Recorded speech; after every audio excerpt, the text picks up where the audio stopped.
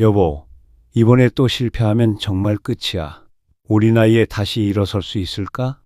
10억이에요. 10억. 문화재 보호구역에 그 큰 돈을 걸다니.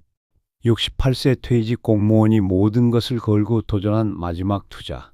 과연 그의 선택은 옳았을까요? 안녕하세요. 저는 김정수입니다. 올해 68세로 경기도의 조용한 소도시에서 아내와 단둘이 살고 있습니다. 36년간 공무원으로 일하다가 2016년에 정년퇴직을 했어요. 그때만 해도 연금과 퇴직금으로 여유롭게 살 수 있을 거라 생각했는데 현실은 그렇게 호락호락하지 않더군요. 퇴직 후 처음 몇 달은 그럭저럭 괜찮았습니다. 매일 아침 일찍 일어나서 동네 뒷산을 산책하고 오후에는 아내와 함께 장을 보러 나가거나 동네 경로당에서 친구들과 바둑을 두며 시간을 보냈어요. 하지만 시간이 지날수록 생활비가 만만치 않다는 걸 깨달았습니다. 연금만으로는 한 달 생활비도 빠듯했고 특히 아내의 당뇨병과 고혈압 치료비가 계속 늘어나면서 가게에 큰 부담이 되었어요. 아내는 15년 전부터 당뇨를 앓고 있었는데 나이가 들면서 합병증까지 생겨서 병원비가 한 달에 40만 원씩 나갔습니다. 혈당 조절 약값만으로도 월 15만 원, 정기 검사비와 진료비까지 합치면 정말 만만치 않은 금액이었어요. 게다가 아내가 백내장 수술까지 받아야 한다는 진단을 받으면서 우리 부부는 점점 경제적 압박을 느끼기 시작했습니다. 그러던 중 2014년 봄 직장 동료였던 박 과장에게서 연락이 왔어요. 그는 부동산 투자로 꽤 성공했다고 소문이 난 사람이었는데 저에게 좋은 투자 기회가 있다며 만나자고 하더군요. 솔직히 그때 저는 조금이라도 수입을 늘릴 방법을 찾고 있었기 때문에 그의 제안에 관심이 갔습니다. 정수야, 요즘 아파트 분양권 투자가 정말 괜찮아. 내가 작년에 한 건으로 3천만 원 벌었거든. 지금 신도시에 새로 들어서는 아파트 분양권인데 1년 후 입주하면 최소 30% 이상은 오를 거야. 박 과장의 말에 저는 솔깃했습니다. 하지만 동시에 불안하기도 했어요. 평생 안정적인 공무원 생활만 해온 저에게 투자라는 건 너무 낯선 일이었거든요. 아내에게 상의해보니 처음에는 반대했습니다. 여보, 우리가 무슨 투자를 해요? 그냥 있는 돈으로 조용히 살아요. 하지만 저는 이대로 있으면 앞으로 더 힘들어질 것 같다는 생각이 들었어요. 의료비는 계속 늘어날 텐데 연금만으로는 도저히 감당할 수 없을 것 같았거든요. 결국 저는 퇴직금의 절반인 5천만 원을 아파트 분양권에 투자하기로 결정했습니다.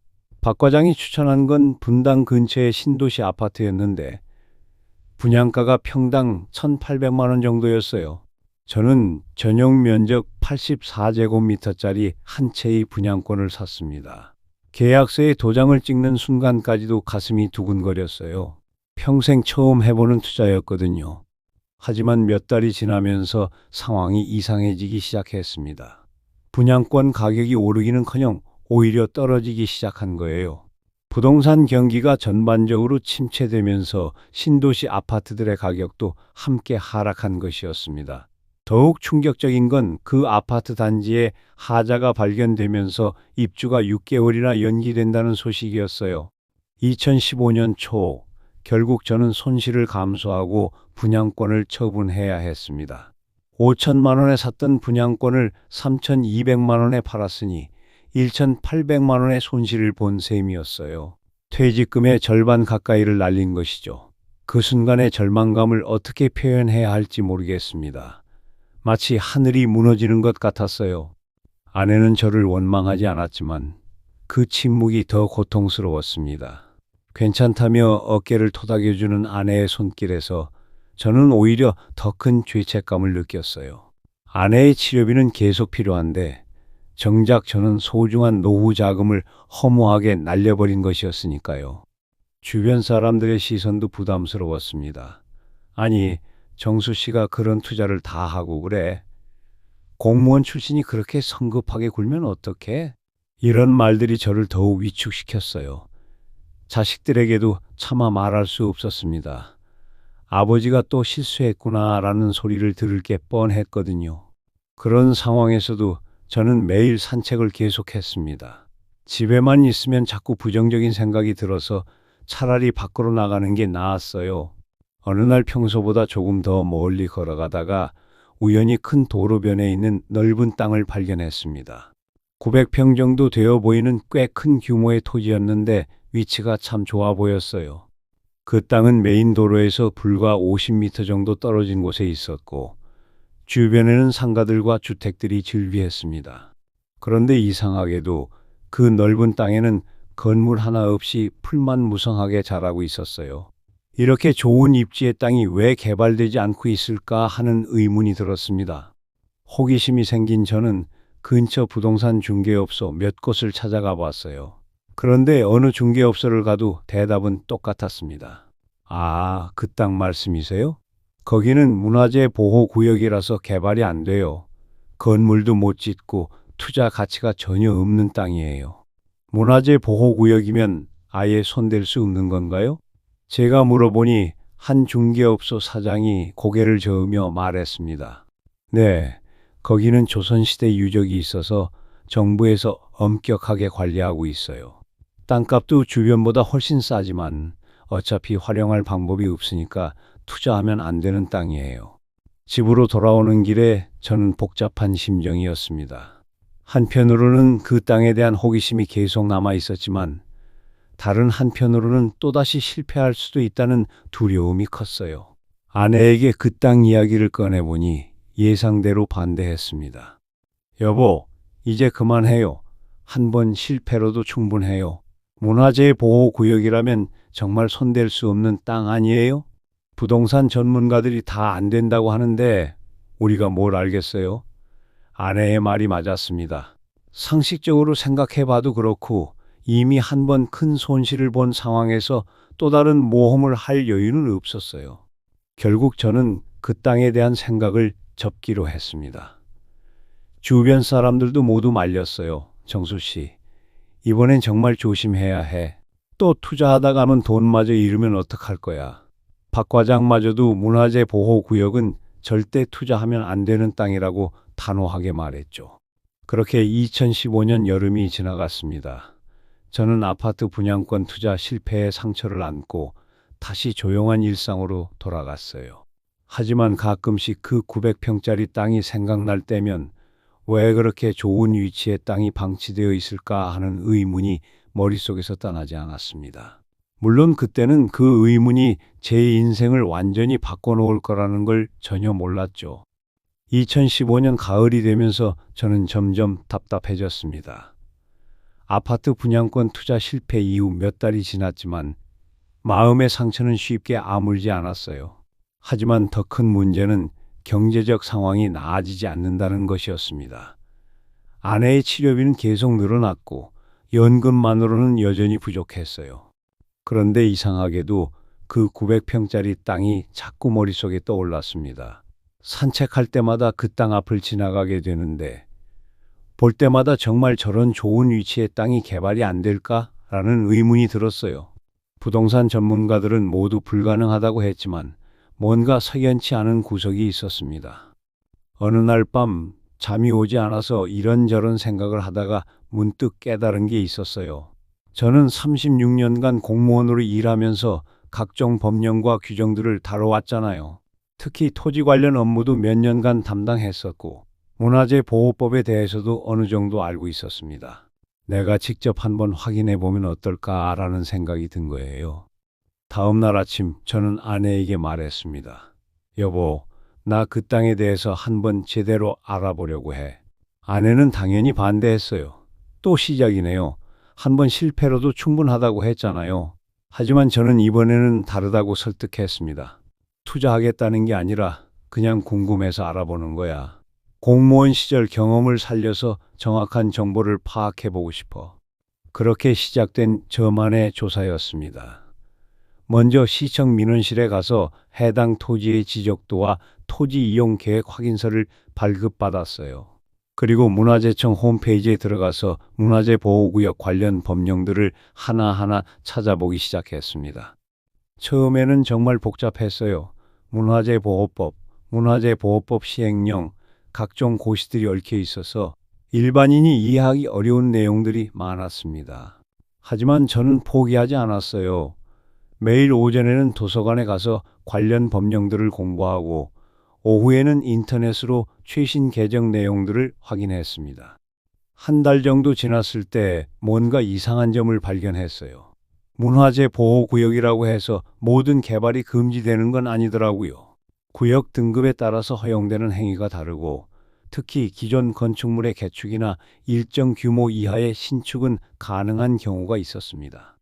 혹시 그 땅도 등급이 바뀌었을 가능성이 있지 않을까? 이런 생각이 들어서 더 자세히 조사해 보기로 했어요. 문화재청에서 발표하는 고시들을 연도별로 찾아보기 시작했습니다. 2014년, 2016년, 2016년 고시들을 하나하나 확인하는 작업이었는데 정말 지루하고 힘든 일이었어요. 그런데 2015년 12월 어느 날 마침내 결정적인 단서를 발견했습니다. 2015년 3월, 바로 올해 발표된 문화재청 고시 중에 해당 지역의 문화재 보호 구역 등급이 일부 조정되었다는 내용이 있었던 거예요. 기존 1구역에서 3구역으로 완화된 구간이 있다는 내용이었습니다. 심장이 뛰기 시작했어요. 3구역이라는 건 기존 건축물의 개축이 허용되고 일정 조건 하에서는 3층까지 신축도 가능하다는 뜻이었거든요. 하지만 확실하지 않으니까 직접 문화재청에 전화해서 확인해 봤습니다. 안녕하세요. 경기도시 동번지 일대의 문화재 보호구역 등급에 대해 문의드리고 싶은데요. 문화재청 담당자는 친절하게 답변해 주었어요. 네, 잠시만요. 확인해 보겠습니다. 그 지역은 2015년 3월부터 3구역으로 조정되었네요. 기존 건축물 개축과 3층 이하 신축이 가능한 구역입니다. 그 순간 저는 온몸에 전율이 흘렀어요. 부동산 중개업소들이 모두 개발 불가라고 했던 그 땅이 사실은 개발이 가능한 땅이었던 것입니다. 더 놀라운 건 2015년 초에 이미 법이 바뀌었는데 지금까지도 아무도 모르고 있었다는 사실이었어요. 흥분을 억누르며 집으로 돌아와서 아내에게 말했습니다. 여보, 대박이야. 그 땅이 개발 가능한 땅이었어. 하지만 아내는 여전히 의심스러워했어요. 정말요? 부동산 전문가들이 다 안 된다고 했는데요. 저는 문화재청에서 받은 정보를 자세히 설명해 주었지만 아내는 쉽게 믿지 못하겠다는 표정이었습니다. 그래서 저는 더 확실한 증거를 찾기로 했어요. 다음 날 바로 시청 건축과에 가서 해당 토지의 건축 가능 여부를 직접 문의했습니다. 건축과 담당 공무원은 서류를 확인한 후 이렇게 말했어요. 네, 이 토지는 문화재 보호구역 3구역으로 분류되어 있어서 건축법에 따른 일반적인 건축이 가능합니다. 다만 3층을 초과할 수 없고 건축 전에 문화재청의 현상 변경 허가를 받아야 합니다. 이제 확신이 섰어요. 그 땅은 분명히 개발이 가능한 땅이었습니다. 그런데 왜 아무도 모르고 있었을까요? 곰곰 생각해 보니 이유를 알 수 있었어요. 2015년에 법이 바뀌었지만 그 정보가 일반 부동산 업계에 제대로 전달되지 않았던 것 같았습니다. 게다가 그 땅 주변이 워낙 오래된 문화재 보호구역으로 알려져 있다 보니 아무도 법령 변경을 확인해 보지 않았던 거죠. 이제 더 구체적으로 알아볼 차례였습니다. 저는 해당 토지의 건축물 대장을 떼어보고 지적도를 자세히 분석해 봤어요. 그 결과 놀라운 사실을 발견했습니다. 900평으로 보였던 그 땅이 사실은 6개의 필지로 나뉘어 있었고 그중 3개 필지는 완전히 개발 가능한 구역이었던 거예요. 더 자세히 조사해 보니 그 3개 필지만으로도 약 450평 정도 되었고 상업지역으로 분류되어 있어서 건폐율과 용적률도 꽤 좋았습니다. 시세를 알아보니 평당 300만 원 정도였는데 개발 가능성을 고려하면 최소 평당 500만 원 이상의 가치가 있을 것 같았어요. 그런데 조사를 계속하면서 더 중요한 발견을 했습니다. 혼자서는 도저히 그 많은 돈을 마련할 수 없다는 현실적인 문제 때문에 다른 방법을 찾아보던 중 공동투자라는 방식을 알게 된 거예요. 시청 민원실에서 만난 한 부동산 전문가가 요즘은 여러 사람이 함께 투자하는 경우가 많다며 조언해 주었거든요. 더 알아보니 이런 공동 투자 방식에는 세금 혜택도 있다는 걸 발견했어요. 개인이 혼자 큰 금액을 투자할 때와 달리 여러 명이 공동으로 투자하면 개인별 세부담이 크게 줄어든다는 것이었습니다. 게다가 이 땅이 비사업용 토지로 분류되어 있어서 사업 실시 계획 인가 전에 취득하면 일반 양도세율보다 훨씬 낮은 10% 세율이 적용된다는 것도 알게 되었어요. 하지만 한편으로는 불안하기도 했습니다. 정말 내가 맞게 파악한 걸까? 혹시 놓친 부분이 있는 건 아닐까? 그래서 저는 다시 한번 더 꼼꼼히 확인해 보기로 했어요. 시청 도시계획과 건축과 그리고 문화재청까지 총 5번을 더 방문해서 같은 질문을 반복했습니다. 매번 답변은 동일했어요. 네, 개발 가능합니다. 심지어 도시계획과 과장님은 이렇게 말씀하시더라고요. 아, 그 땅 말씀이시군요. 저희도 왜 아직까지 개발이 안 되고 있는지 궁금했어요. 법적으로는 전혀 문제 없는데 말이죠. 이제 정말 확신이 섰습니다. 저는 집에 돌아와서 아내에게 모든 조사 결과를 보고했어요. 공무원들의 확답, 관련 법령, 건축물 대장 분석 결과까지 모든 걸 보여주며 설명했습니다. 아내도 이제 조금씩 믿기 시작하는 것 같았어요. 그럼 이제 어떻게 할 거예요? 아내가 물었습니다. 저는 이미 마음을 정하고 있었어요. 경매에 나오면 입찰해 보려고 해. 사실 그 땅은 이미 경매에 나와 있었거든요. 원래 소유주가 세금을 오랫동안 체납해서 강제 경매에 넘어간 상태였습니다. 경매 정보를 확인해 보니 감정가는 평당 280만 원으로 책정되어 있었어요. 시세보다도 조금 낮은 가격이었죠. 아마도 감정평가사도 문화재 보호구역이라고 생각해서 낮게 평가한 것 같았습니다. 450평 기준으로 계산하면 총 12억 6천만 원 정도였는데 경매에서는 보통 감정가의 80% 선에서 낙찰되니까 실제로는 9억에서 10억 정도 낙찰받을 수 있을 것 같았어요. 문제는 자금이었습니다. 아파트 분양권 투자 실패로 이미 많은 돈을 잃었고 남은 돈으로는 턱없이 부족했어요. 그래서 저는 공동투자 방식을 활용하기로 했습니다. 지인들과 동네 사람들을 설득해서 총 16명이 함께 투자하는 형태로 구성했어요. 저는 그 중에서 주도적인 역할을 맡고 다른 분들은 각자 능력에 따라 투자금을 분담하기로 했습니다. 공동투자 구조의 가장 큰 장점은 세금 혜택이었어요. 개인이 혼자 큰 금액을 투자했다면 나중에 42%의 높은 양도세를 내야 하지만 16명이 공동으로 투자하면 개인별 투자 금액이 줄어들어서 세부담이 대폭 감소한다는 것이었습니다.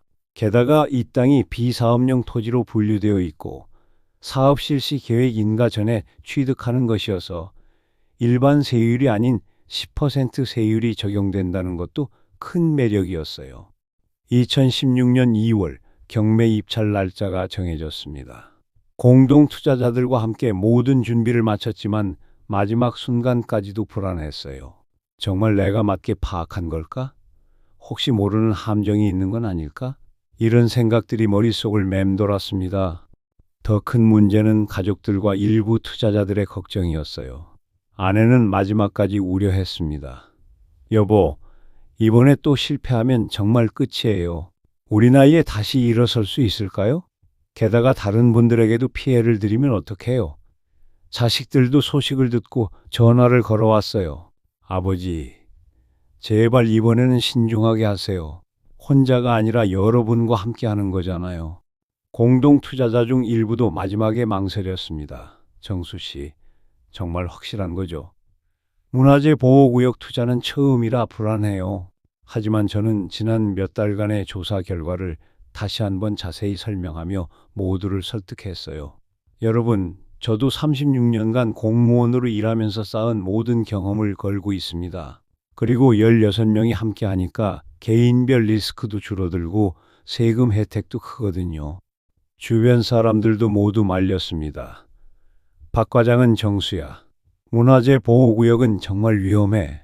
나도 그런 땅은 절대 건드리지 않아 라고 했고 동네 이웃들도 또 투자하시네 라며 걱정 반 비아냥 반의 시선을 보냈어요.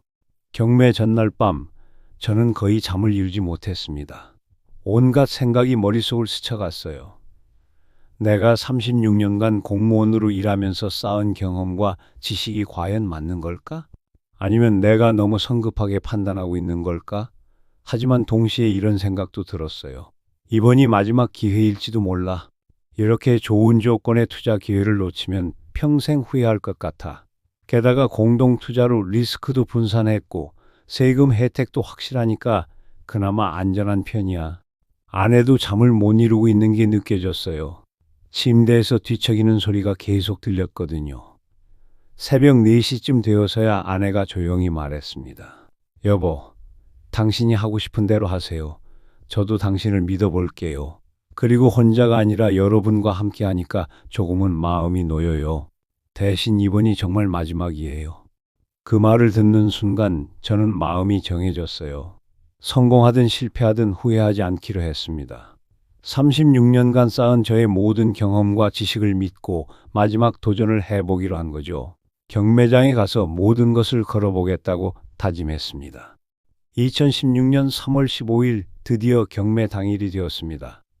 아침 일찍 일어나서 정장을 차려입고 법원으로 향했어요. 공동 투자자들을 대표해서 경매에 참여하는 것이었는데 가슴이 터질 것 같이 뛰었지만 마음만은 확고했습니다. 36년간의 공무원 경험으로 쌓은 모든 지식과 지난 몇 달간의 철저한 조사, 그리고 함께하는 동료들에 대한 책임감까지 모든 것을 믿기로 한 거죠. 경매장에 도착해보니 생각보다 많은 사람들이 와 있었어요. 나중에 알고 보니 총 9명의 투자자들이 그 땅에 관심을 보이고 있었습니다. 저는 속으로 걱정이 되기 시작했어요. 혹시 다른 사람들도 나와 같은 정보를 알고 있는 건 아닐까? 하지만 주변에서 나누는 대화를 들어보니 대부분 문화재 보호구역이라 위험하다는 얘기들이었어요.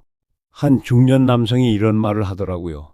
아무리 싸게 나와도 문화재 보호구역은 손대면 안 되는데 왜 이렇게 사람이 많지? 또 다른 사람은 혹시 모르니까 와본 건데 역시 위험해 보이네 라고 했습니다. 그 순간 저는 확신했어요. 아직도 대부분의 사람들이 2015년 법령 변경 사실을 모르고 있구나. 경매가 시작되었고 감정가 12억 6천만 원에서 시작해서 점점 가격이 올라갔습니다. 마지막에는 저와 한 부동산 투자자 단 2명만 남았습니다. 그 투자자는 아마 지역 토박이인 것 같았는데 계속 망설이는 표정이었어요. 10억 1천만 원까지 올라갔을 때 마침내 그분이 포기했습니다. 문화재 보호구역에 10억 넘게 투자하기엔 너무 위험해 라고 중얼거리며 자리를 떠나더라고요. 결국 저희 공동투자 그룹이 10억 1천만 원에 낙찰받았습니다. 그 순간의 기분을 어떻게 표현해야 할지 모르겠어요. 기쁨과 불안이 동시에 밀려왔습니다. 드디어 해냈다는 기쁨과 정말 잘한 걸까라는 불안이 교차했거든요. 하지만 이미 돌이킬 수 없는 일이었고 무엇보다 16명의 동료들과 함께한 일이라는 생각에 책임감도 더 커졌죠. 집에 돌아와서 아내에게 소식을 전했습니다. 여보, 낙찰받았어. 10억 1천만 원에 16명이 함께 투자한 거라 개인별 부담도 크지 않고 세금 혜택도 있을 거야. 아내는 복잡한 표정이었어요. 기뻐해야 할지 걱정해야 할지 모르겠다는 표정 말이에요. 그래도 혼자가 아니라 여러분과 함께 하니까 조금은 안심이 되네요. 이제 성공하길 바랄게요 라고 말하며 제 손을 꼭 잡아주었습니다. 낙찰 후 몇 주가 지나면서 저는 본격적으로 개발 계획을 세우기 시작했어요. 450평의 땅에 3층짜리 상가 건물을 지으면 꽤 괜찮은 수익을 낼 수 있을 것 같았거든요. 건축업체와 상담도 받아보고 임대 수요도 알아봤습니다. 계산해 보니 건축비까지 포함해서 총 15억 정도 투자하면 월 임대료로 1억 정도는 받을 수 있을 것 같았어요. 그렇게 세월이 흘러 3년 뒤에 2019년 6월 어느 날 뜻밖의 소식이 들려왔습니다. 시청에서 연락이 온 거예요. 김정수 씨, 혹시 동번지 토지 공동투자 대표자시죠? 중요한 일이 있어서 시청으로 한번 나와 주실 수 있나요? 무슨 일인가 싶어서 급히 시청으로 갔더니 도시계획과 과장님이 심각한 표정으로 말했습니다. 죄송한 말씀이지만 그 토지를 정부에서 강제 수용하기로 결정되었습니다. 순간 머리가 하얗게 변했어요. 강제 수용이요? 그럼 저희가 공동으로 산 땅을 뺏어간다는 말씀인가요? 과장님은 자세히 설명해 주었어요. 정부에서 그 지역 일대를 세계문화유산으로 등재하기 위한 대규모 보존 사업을 추진하기로 했다는 것이었습니다. 유네스코에 세계문화유산 등재 신청을 하려면 주변 개발을 완전히 통제해야 하는데, 그러려면 민간 토지들을 모두 매입해야 한다는 거였어요. 정부에서 얼마에 사겠다는 건가요?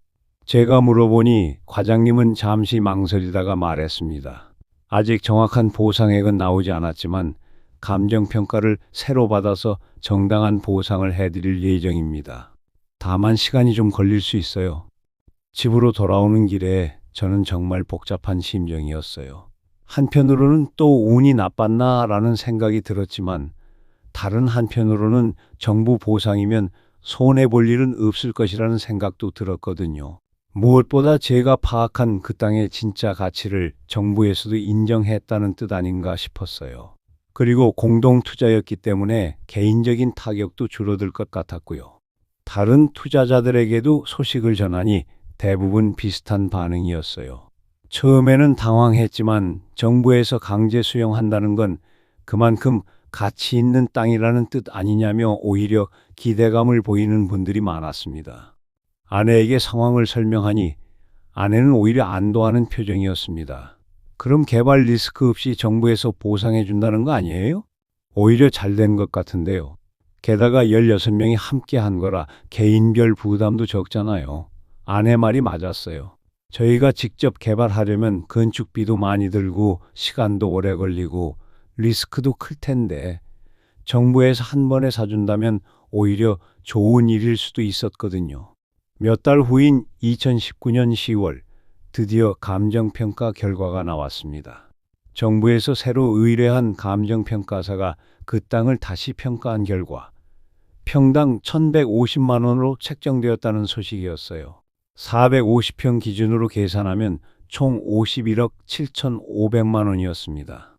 그 소식을 듣는 순간 저는 정말 믿을 수가 없었어요.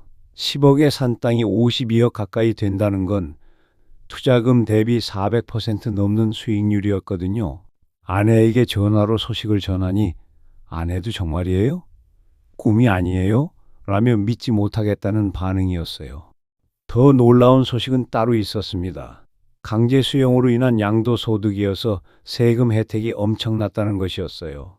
일반적인 부동산 투자라면 52억 원 수익에 대해 42%의 양도세, 즉 약 21억 원을 내야 하는데, 저희 경우는 완전히 달랐습니다. 세무사와 상담해 본 결과 여러 혜택이 겹쳐서 세금이 대폭 절감된다는 것을 알게 되었어요. 첫째, 16명이 참여한 공동투자 구조라서 개인별 세부담이 크게 줄어들었고, 둘째, 비사업용 토지로서 사업 실시 계획 인가 전에 취득한 토지라서 10% 세율이 적용되었습니다. 셋째, 강제 수용으로 인한 추가 세제 혜택까지 받을 수 있었어요. 결국 최종 세율은 약 10% 수준으로 대폭 절감되었습니다. 정말요? 21억이 아니라 5억 정도만 내면 된다는 말씀인가요? 제가 믿을 수 없다는 듯 물어보니 세무사는 고개를 끄덕였어요. 네, 공동투자 구조와 비사업용 토지 혜택, 강제 수용 혜택이 모두 겹쳐서 이런 결과가 나온 겁니다. 정말 운이 좋으신 거예요. 2019년 12월 드디어 보상금이 지급되었습니다. 세금을 제외하고 실제 손에 들어온 금액은 총 47억 원이었고, 이를 16명이 투자 비율에 따라 배분받았어요. 저는 그 중에서 주도적 역할을 했기 때문에 상당한 몫을 받을 수 있었습니다. 은행에서 입금 확인증을 받을 때의 그 기분을 평생 잊을 수 없을 거예요. 투자금 대비 400% 넘는 수익률에 세금까지 90% 절감된 결과였으니까요. 다른 투자자들도 모두 만족해했습니다. 정수 씨 덕분에 대박 났네요.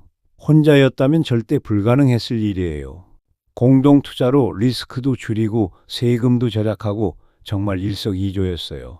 이런 감사 인사를 받을 때마다 저도 뿌듯했어요. 가장 먼저 한 일은 아내의 치료비 걱정을 완전히 덜어주는 것이었어요.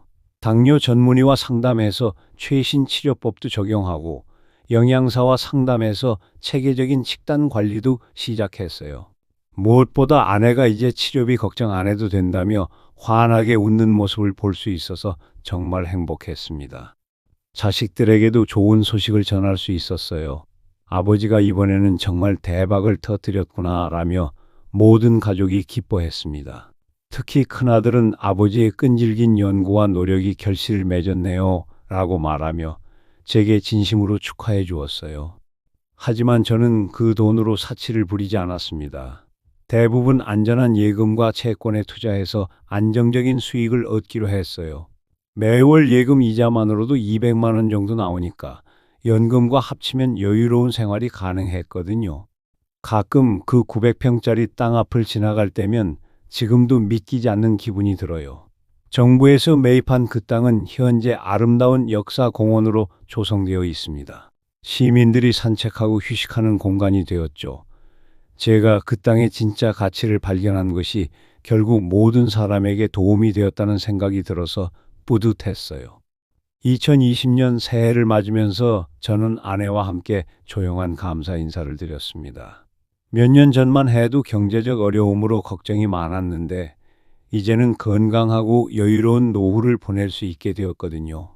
무엇보다 제가 36년간 쌓은 공무원으로서의 경험과 지식이 헛되지 않았다는 것을 증명할 수 있어서 정말 기뻤습니다. 지금 돌이켜보면 그 모든 과정이 우연의 연속이었던 것 같아요. 아파트 분양권 투자 실패가 없었다면 그 땅에 관심을 갖지 않았을 것이고, 공무원 경험이 없었다면 법령 변경 사실을 발견하지 못했을 것이고, 포기하지 않는 성격이 아니었다면 끝까지 조사하지 않았을 거예요. 그리고 무엇보다 16명의 동료들과 함께 공동 투자를 했기 때문에 세금 혜택까지 받을 수 있었던 거죠. 모든 게 맞아떨어진 결과였습니다. 요즘 저는 매일 아침 산책을 하면서 감사한 마음으로 하루를 시작해요. 아내도 건강이 많이 좋아졌고 가족 관계도 화목해졌습니다. 무엇보다 나이가 들어서도 새로운 도전을 할 수 있다는 것, 그리고 그 도전이 성공할 수 있다는 것을 몸소 체험했어요. 지금도 가끔 저에게 투자 조언을 구하는 사람들이 있습니다. 그럴 때마다 저는 이렇게 말해요. 무엇보다 중요한 건 정확한 정보와 끈질긴 노력이에요. 그리고 자신이 가진 경험과 지식을 믿는 것이죠. 하지만 혼자 하기 어려운 일이라면 신뢰할 만한 사람들과 함께 하는 것도 좋은 방법이에요. 공동 투자는 리스크도 줄이고 세금 혜택도 받을 수 있거든요. 나이가 들었다고 포기하지 마세요. 인생에는 언제든 새로운 기회가 올 수 있어요. 68세에 시작한 저의 마지막 도전이 이렇게 큰 성공으로 이어질 줄은 정말 몰랐습니다. 하지만 포기하지 않고 끝까지 도전한 결과 경제적 자유는 물론이고 가족의 행복까지 되찾을 수 있었어요. 이제 저는 진정으로 여유롭고 행복한 노후를 보내고 있습니다. 오늘의 이야기는 여기까지입니다. 끝까지 시청해주신 여러분들께 진심으로 감사드립니다. 앞으로도 저희 채널은 기막힌 사연과 알찬 금융 정보로 여러분을 찾아뵙겠습니다. 구독과 좋아요로 응원 부탁드립니다.